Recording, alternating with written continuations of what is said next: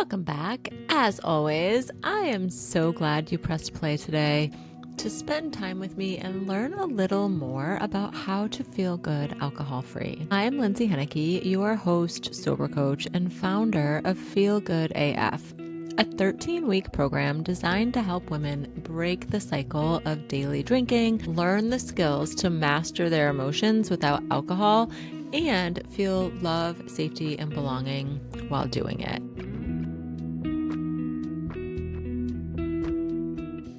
If you're listening to this episode because you've been feeling off, maybe sad, maybe even a little heartbroken as you set out on your alcohol-free life, I just want to start by saying you're not alone and you're not doing anything wrong. This part of sobriety, the part where you thought you'd be feeling more proud, more clear, more energized by now, but instead you just feel maybe heavy or flat, like something's missing, I have been there. And there is no easy way around it. It is basically part of the process. But what I want to offer today is a soft place to land. A conversation that maybe gives you language for what you're experiencing, because there's something that we really don't talk enough about when it comes to getting sober. And that's the sadness that can show up when you're doing everything quote unquote right. But weren't things supposed to get better? Maybe is what you're thinking. So here you are, you're not drinking anymore. Or at least you're trying hard AF not to. You've made this bold, beautiful decision, but instead of feeling like your life is expanding, it feels kind of empty. You miss the version of you who used to go out, laugh a little louder, blend in a little easier. Even if she wasn't the healthiest version of you, she was familiar. And now you're here. You're doing this brave thing and wondering why it doesn't feel better yet. So that's where we're going to go today.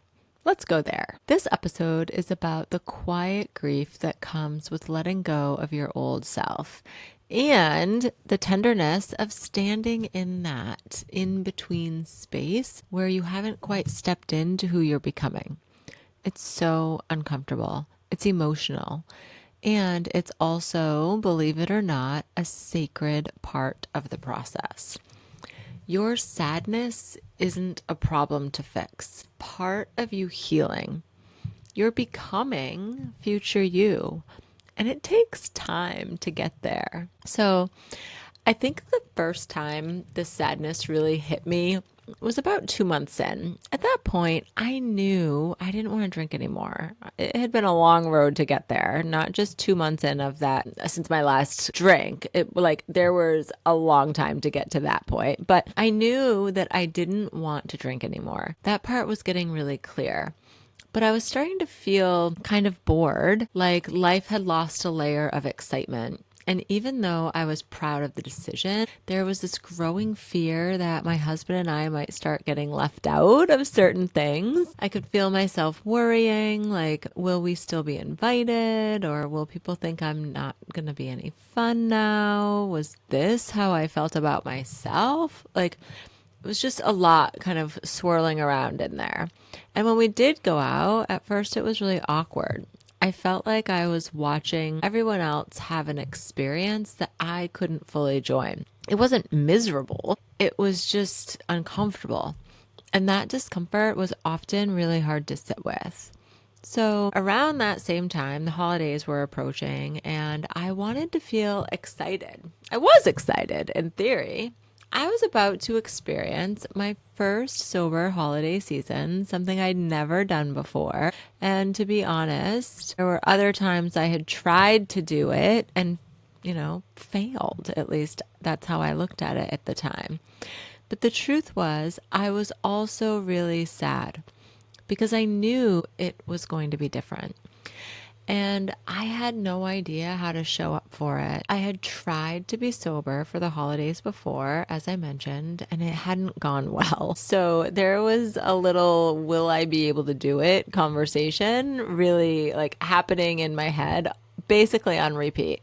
Even in the mornings, which were, my favorite part of the day, my favorite part of ditching alcohol is by far the mornings. But even the mornings felt confusing. I'd wake up feeling so happy and clear and proud of myself, but also kind of empty, like I'd forgotten to do something, like something was missing. I remember times sitting on my couch and not knowing how to relax. I was sober, yes, but I was also staring at a version of myself that I just didn't quite recognize yet. And this is when thoughts of self-doubt would start to creep in. Can I really do this? Can I really live a sober life? Will I be interesting? Will I have anything to say at dinner parties? Like, I really thought that. Will I have anything to say? The hard part was that I didn't expect any of this. It kind of came as a surprise. I thought by 2 months I'd be feeling strong and energized and excited.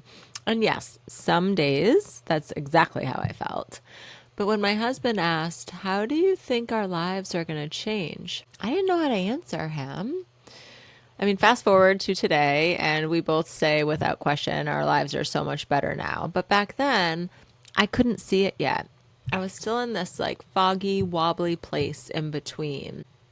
I had been pretty clear with him. I said, like, I really don't know how our lives are going to change. I don't know what I'm going to want and not want to do in the future. But I was also very clear that alcohol could not be part of my life anymore, because every single time I had tried to keep alcohol in my life, which were many, many, many attempts, it just never worked. It never worked. So I was feeling wobbly. And something that made that time even harder was being alone. Being alone meant I had to feel, had to have the feelings, had to actually be with myself. And at that point in my life, I didn't really know how to do that without pouring a glass of wine or opening the fridge, meaning eat. So 2 things, consumption. So this is our life's work, right? Learning to feel the full spectrum of our emotions without shoving them down or numbing them away. I love and cherish my alone time now, but back then, too much of it really made me stir crazy. I didn't know what to do with myself. So what helped me through it was slowly learning to be more honest and open with my husband and with even a couple of close friends. I started saying things out loud like, "Hey, I still want to be included.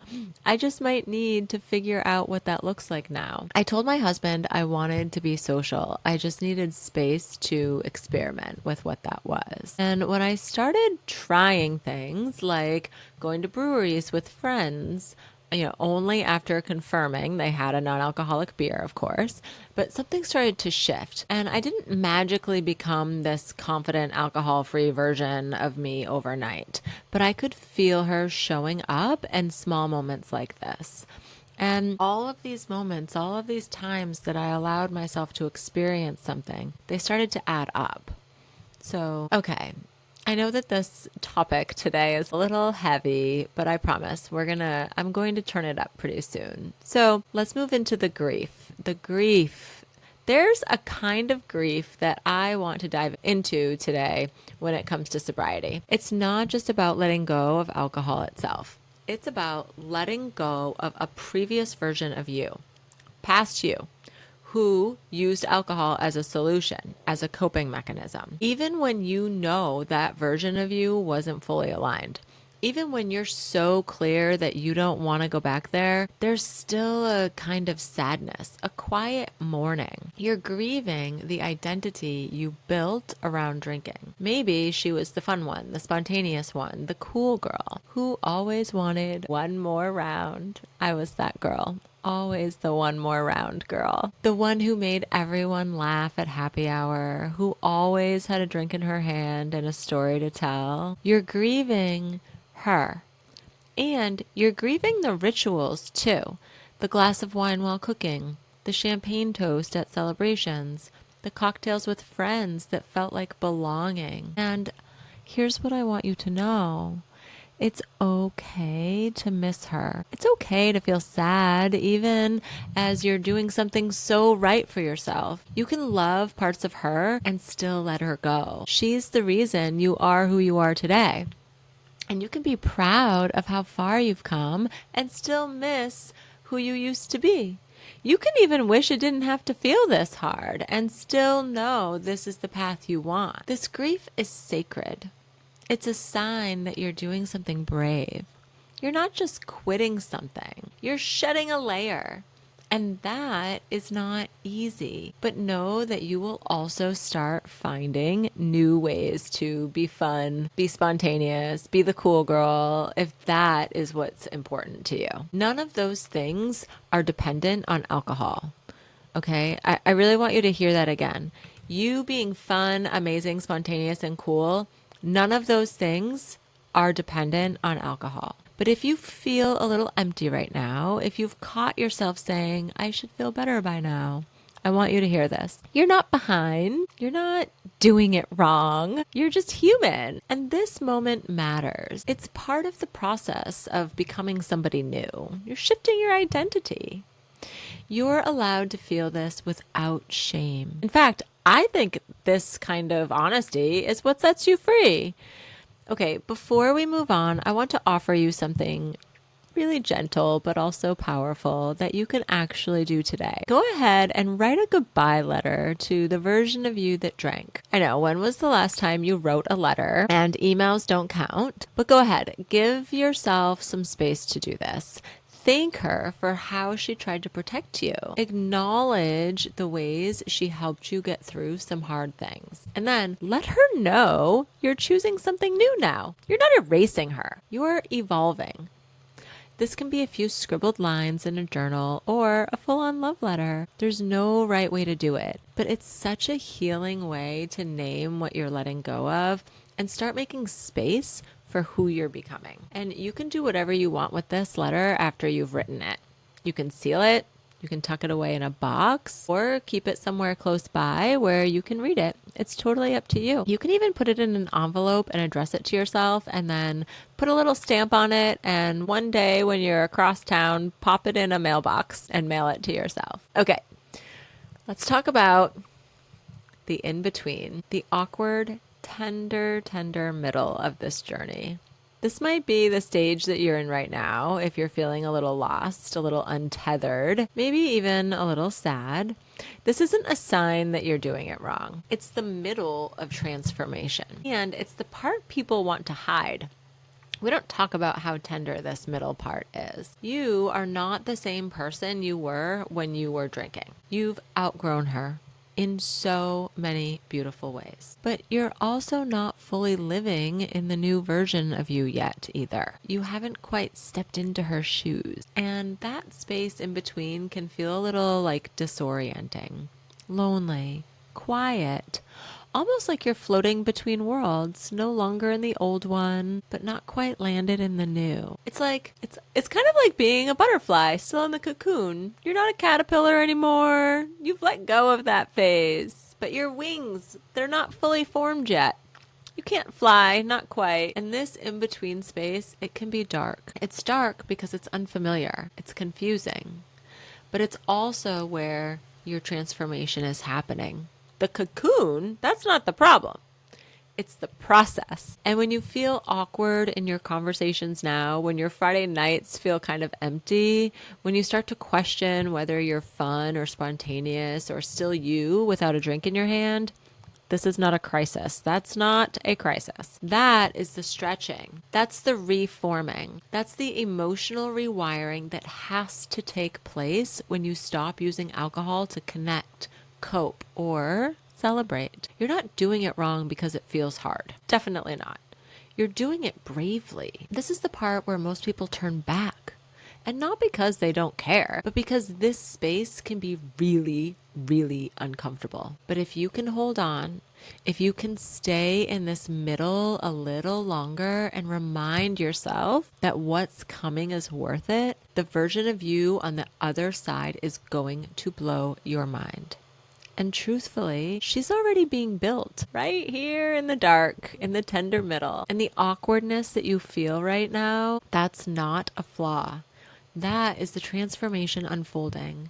It can be hard to recognize this growth while you're in it, but trust me, it is absolutely happening. So, okay, let's talk about some of the beliefs that we hold on to that are actually deepening our sadness. Sometimes the sadness we feel in this season doesn't come just from what we've let go of. It comes from the story we're telling ourselves about what that loss means. And those stories can sneak in quietly, like little whispers we didn't even realize we were listening to. Like, I'm not fun anymore. People are going to forget me. Or maybe I was actually better when I drank. These thoughts feel so real at the moment, don't they? Like, it's as if they carry this emotional weight that makes everything feel heavier. Because you're not just feeling sad, you are assigning meaning to the sadness. And that's where we get really stuck.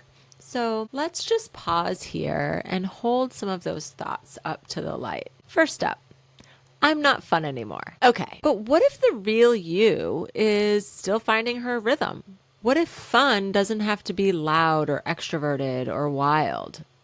What if your new version of fun is more connected, more honest, more fully you, but you're just not used to it yet? Big realization for me. There's no one way to be fun.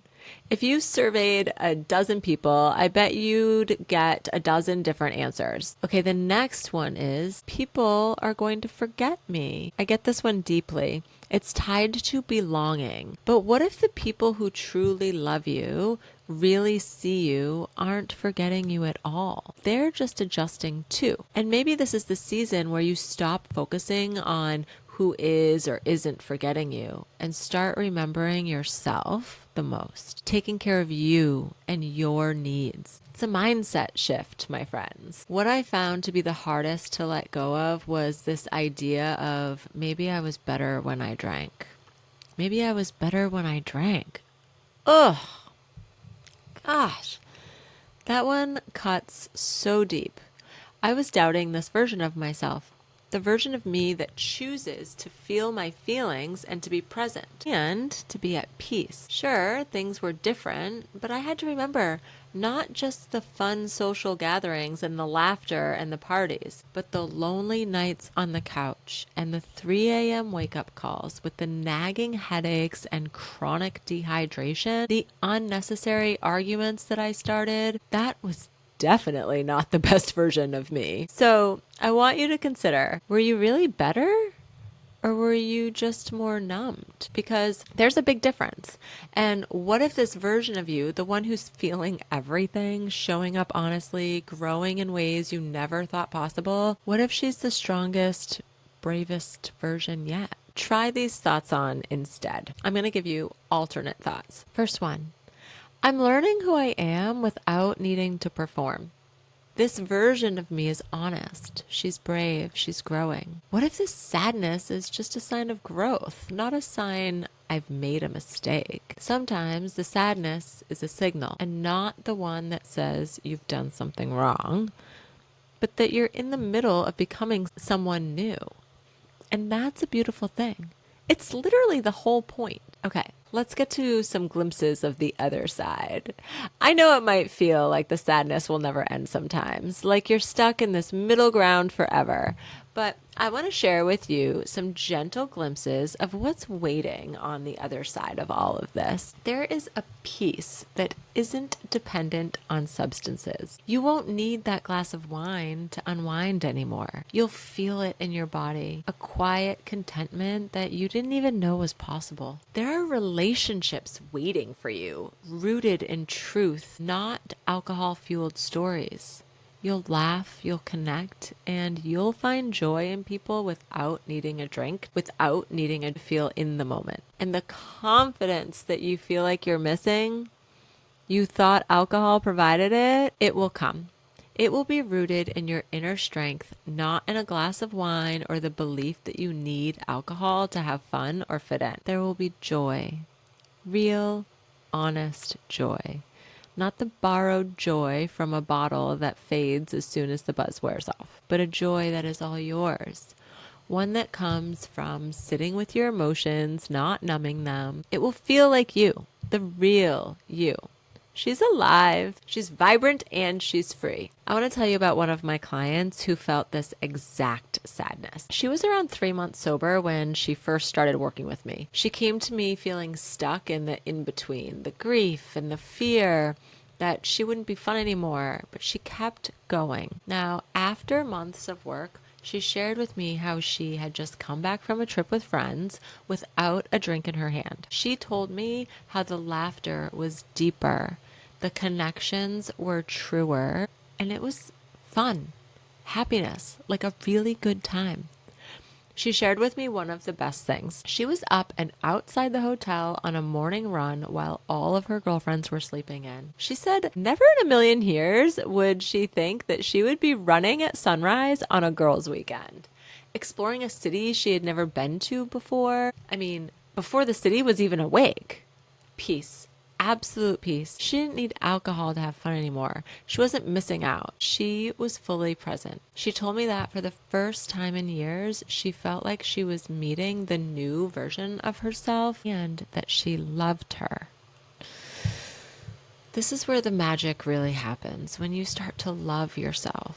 When you love the version of yourself and you love the way that you're showing up every single day. Because that's what this is about. It's about you saying, how do I want to show up in the world? And how do I want to show up for myself? So I want you to hold on to this. There is another side.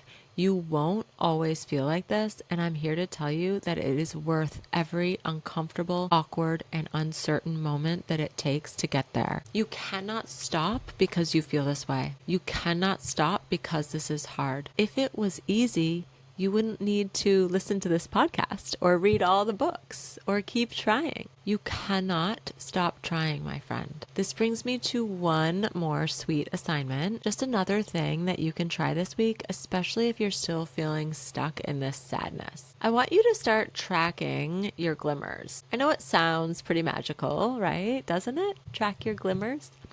Every day, just jot down one moment where you felt even the tiniest flicker of peace, strength, or pride without alcohol. Okay, so maybe it's waking up without regret. Maybe you were laughing at a TV show, going to dinner and ordering exactly what you wanted. That little sigh of relief before bed, those are glimmers.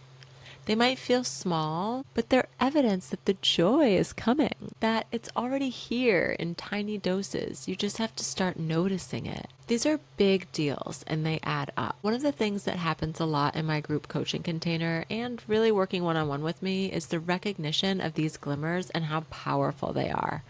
I draw them out of you, bring their importance forward. This is how we rebuild our confidence in ourselves. And our confidence in our ability to do this thing that is very challenging to do. Because remember, if it were easy, you wouldn't need this podcast or all the Quitlet books or to follow all of the sober influencers. You'd just cross it off your list as done, and that would be the end of it. So, okay, this episode wasn't meant to be a pep talk. It was never about pushing you to feel better or skip ahead to the good part. Think of it as this is a love letter to the version of you who's sitting in the quiet, the version of you who's not sure what comes next, the version who's wondering if it's okay to feel this much sadness over something you chose to let go of. Let me tell you something.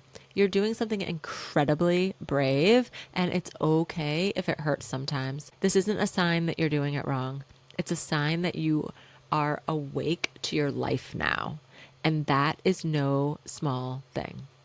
This isn't sadness forever. This is a sacred, sacred goodbye. And also, it's a quiet beginning. There is a version of you on the other side of this who knows how to sit in her skin. She knows, trust. She trusts herself, who doesn't need alcohol to feel at home in her life. But for now, just know you're not alone in this part. You are not forgotten. You are not falling behind. You are becoming, and I'll be here with you every step of the way. If this episode resonated with you, if you're in that in-between space and craving support, come be part of this work with me. You don't have to figure it out on your own. You can head to my website to learn more about how we can work together or grab my free guide to help you take the next step. The links are in the show notes. And if you haven't yet, make sure you're following the podcast so you never miss an episode. Remember, you are not alone in this. We've got a beautiful community here and you are a part of it. Thank you so much for being here. I'm so proud of you for doing this work. And that is it for me this week. I will see you next week. I love you and I believe in you.